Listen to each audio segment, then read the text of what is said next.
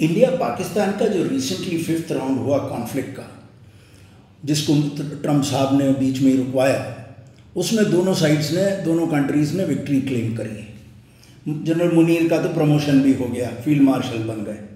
जहाँ तक international community का सवाल है, वो सिंपैथेटिक तो थी टेरर अटैक के पहलगांव में, परंतु उन्होंने साफ कर दिया कि अर्ज किया कि India should not escalate the conflict.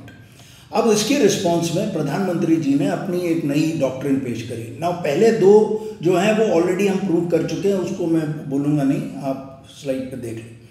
तीसरा है वो है कि we will not distinguish between terror groups and the government that supports them. अर्थात नेक्स्ट टाइम अगर अटैक होता है तो टेरर अटैक होता है तो हमसे टेरर इंफ्रास्ट्रक्चर अटैक नहीं करेंगे, बल्कि मिलिट्री इंस्टॉलेशंस भी करेंगे।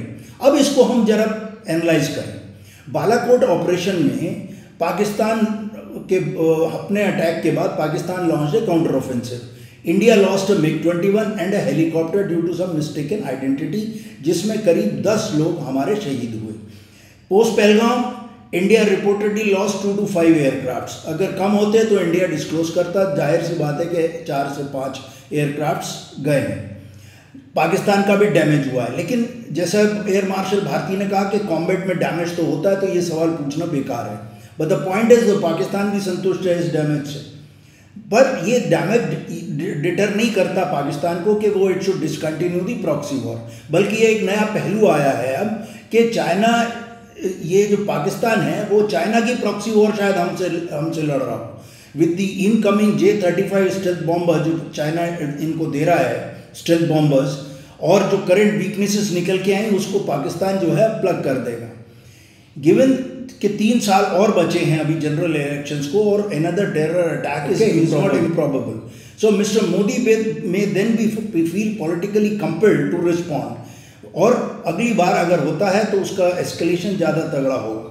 लेकिन ये डॉक्ट्रिन जो है जो मोदी जी ने दी, ये कोई वॉर डॉक्ट्रिन नहीं है एज पोर्ट्रेट बाय मीडिया।